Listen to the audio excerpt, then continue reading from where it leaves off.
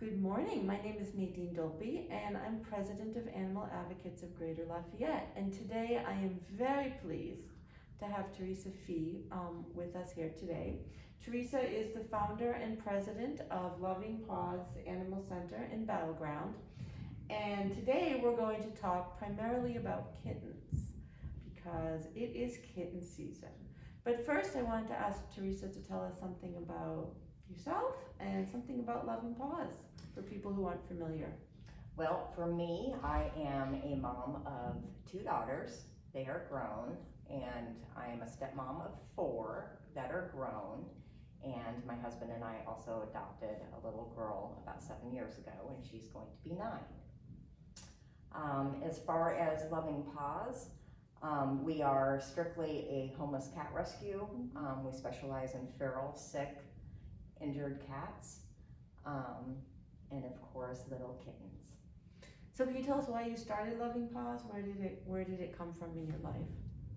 So I have always loved timid cats, and so when I stumbled across a little black kitten that was in the back of my field in 2014, that is when I knew I had to do a little bit more. He was a very sick kitten. He passed at 2.5 years old, and I promised him that I would save as many kitties as I could. And what was his name? Little Man. Little Man. Yeah. So Little Man is who really got you going in this Yes. in this area. That's great. It's wonderful to see you take a personal experience and translate it into a an organization that helps a community. Yes. So we are approaching kitten season, and I wanted to talk a little bit with you about how to help kittens, because of course everybody wants to help kittens, but it's important for everyone to know exactly what to do to help kittens and not to hurt kittens.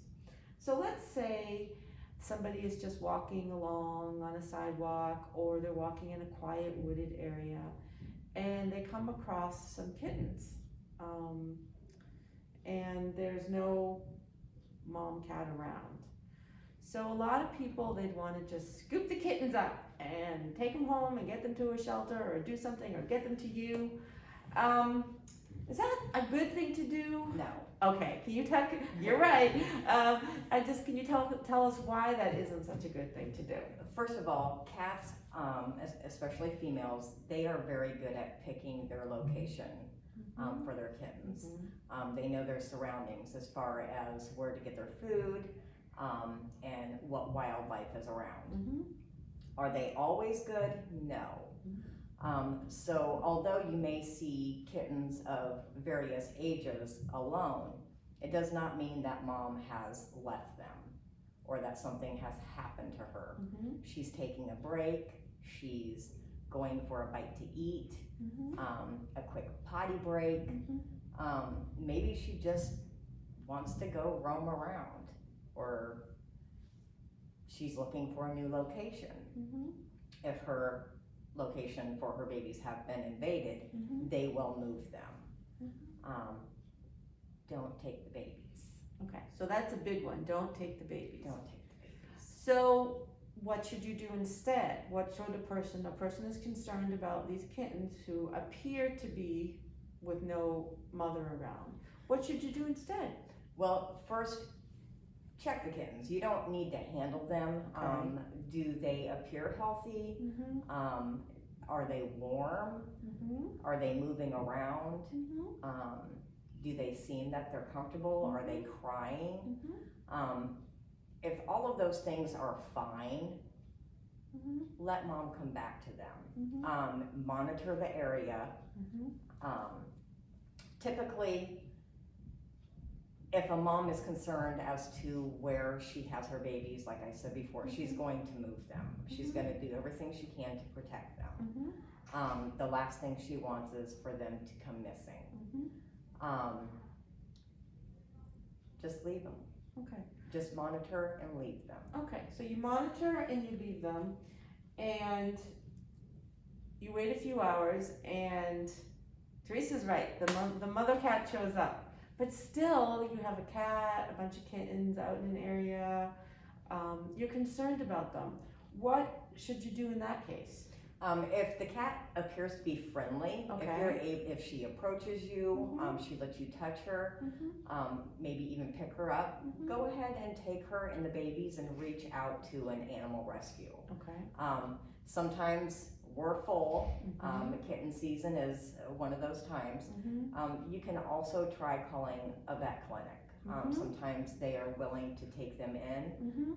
They may have a tech that's willing to foster. But definitely reach out to someone.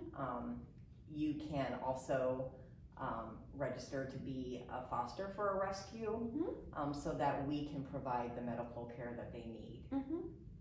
So that's great to know that if I found a mom cat with some kittens and I decided that I could take care of them, I actually could become a foster for you and you could sort of help me through that process. Yes, absolutely. Well, that's good information for everyone to know.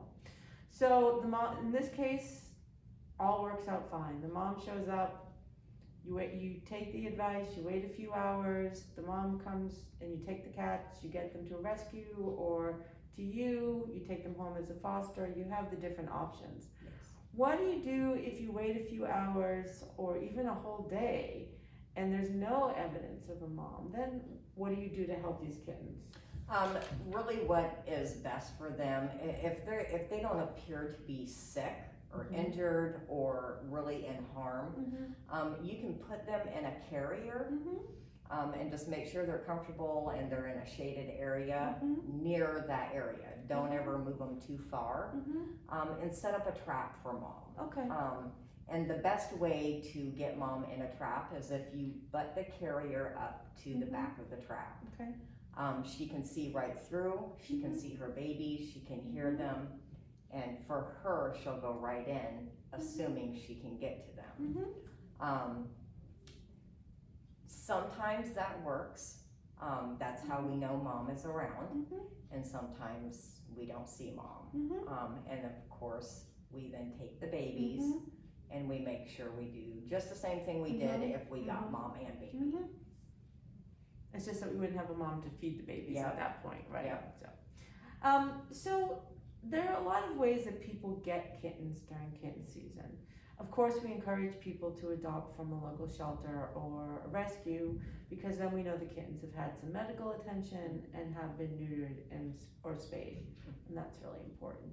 But we also know a lot of people get a kitten because their friend, neighbor, person they work with, family member, somebody has a cat and they had kittens, and so they get the kitten. Can you tell us a little bit about why it would be important to get this kitten to the vet, and what are the important medical things that need to happen to the kitten to ensure that the kitten will grow up to be healthy? So, we can look at kittens and assume that a kitten appears to be healthy, but we can't hear what's going on the inside. And so, taking a kitten to a vet, especially one that you have found outside, or maybe it comes from a not so great location, indoors, definitely get it to the vet, even if it's very young and it's not of age for vaccines. Again, we can assume it looks healthy on the inside. They could have fluid around the lungs or the heart. They could have a heart murmur that is very dangerous for them. They could have things going on inside of their ears that we can't see, as well as behind their eyes. And these are things that we can't check. We need our vets to really work their magic and check them out from little ear tips to tail tips.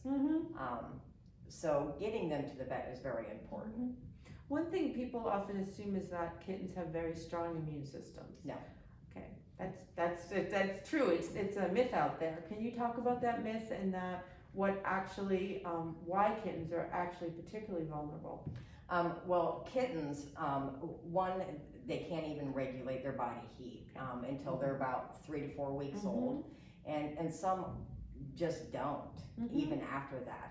They have medical conditions that make it hard to regulate their body heat. And as far as their immunity, you know, they get a little bit of immunity from their mother by nursing. But they usually don't have that fully until they're about 6 to 8 weeks. And again, some of them are compromised, and they can be that way through their kitten years, they can be, or through their kitten months, they can always be that way. Okay, so it's really important that you understand that kittens are not like strong and hard to inhale, but actually are quite vulnerable to a lot of things that could either cause them to die or cause them to get very sick. Yes. Okay. One thing is another sort of thing is people don't tend to realize how long cats actually live. And that if you do adopt a kitten, eventually, assuming that you get the kitten medical care and the kitten has a good healthy lifespan, you're gonna have a cat, not a kitten. So can you talk a little bit about what you should be prepared for as your kitten grows into a cat? Sure. So typically cats live about 10 to 15 years, and they live 10 to 15 years with proper medical attention. So, you know, annual vet visits is very important. Not only are they checking the ears and the heart and the lungs and the eyes, they can see things with the skin and the coat of the cat. Checking the paws is very important, as well as their joints. Labs, as they get older, is super important. You know, making sure they're getting proper nutrition. You may have to change their diet. They may need supplements. They may need medication for diabetes or thyroid. There's so many things that can change as a cat gets older. And as they get older, your family may grow too. The stress of the family growing can also cause issues with a cat. They can change their behaviors. They may become very anxious and need medication for anxiety. There's so many things that change as a cat gets older. So one thing that's important to remember is that adopting a cat is a lifelong commitment. You're making a commitment to that cat, not just as a kitten, when they're cute and cuddly and playful, but also as they get a little bit older. Yes. So it's important to think about those things, right? Yes. It's very hard to, I call it relocation. You know, I do homeless cat rescue. So, but when you get to a point and you decide that that cute little kitten is no longer a cute little kitten, and the care for it is more than what you had expected, you have to remember that trying to find a home for that cat is extremely hard on him or her. And so if you're not prepared to love that kitty forever, please just don't get one. That's really important, particularly kitten season, to think about that. Yes. Because people think about adopting the kitten, but they don't think about the cat that the kitten's going to become. Yes. So for people watching this who want to help Loving Paws, what can they do? How can they help? We always need donations of cat food and cat litter, cat toys, and these items can be dropped off to Pet Supplies Plus in Lafayette. Monetary donations, like I had mentioned previously, we are a sick and injured cat rescue, usually for feral cats. So our bills are very, very big. So monetary donations can be made through our Facebook page. And that's at Rescued Paws Matter. And there you can also find other information of ways to donate. And fostering, do you take people who want to foster? We do. Anyone who is comfortable working with feral cats, I know it can be scary. I'm more than happy to train. But yes, definitely need good fosters. Okay, and adoptions? Yes, so right now we're not doing any adoptions. However, we will have multiple kitties available for adoption here very soon, and we will have them in the cat room Mm-hmm. at Pet Supplies Plus. Mm-hmm. We will also have them listed on our website. Again, the information is on our Facebook page. Okay. Is there anything else that you'd like to share with us that we didn't get a chance to talk about? Sure. So as we were talking previously about, stumbling across kittens, when it comes to outside cats, oftentimes you come across the feral cats. So the same kind of goes for them. So just because the cat is not friendly, please don't take her babies away. She deserves to raise them. Again, if you are not comfortable taking the mom in, trapping, please find a rescue that is willing to help with that family. They deserve the same thing as a cuddly cat and her babies. The other thing is don't do home remedies. It's very dangerous to just assume that the Neosporin that you're putting in that cat's eyes is going to work. Just because they appear to have conjunctivitis doesn't mean that there's not something going on behind the eye. Take it to the vet, and if you are unable to pay for that, reach out to someone that may be able to help you. We will do our best to help even individuals that have medical cases. So please just reach out to rescues and even some veterinarians that have some programs. That's great. Well, thank you for joining us today, and thank you for all that you are doing to help cats, kittens, animal families, and human families in our community. Thank you so much.